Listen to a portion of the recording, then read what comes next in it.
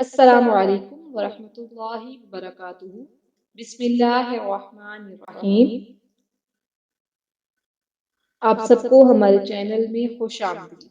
उम्मीद करते हैं आप सब लोग खैरियत से होंगे। अल्लाह पाक हम सबको अपने हिफ्ज़ो अमान में रखे और हम सब की मुश्किलात दूर फरमाए।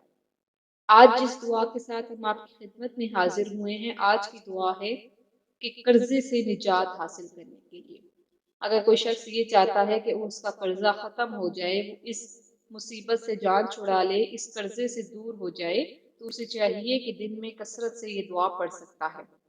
सूरे अल इमरान आयत नंबर 26 और 27 आपने किसी भी वक्त पढ़नी है। अव्वल व आखिर दरूद शरीफ पढ़ ले तो बेहतरीन हो जाएगा।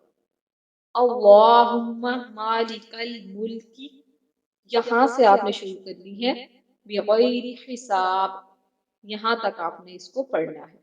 ये दो आयात हैं और इनकी आपने कसरत करनी है।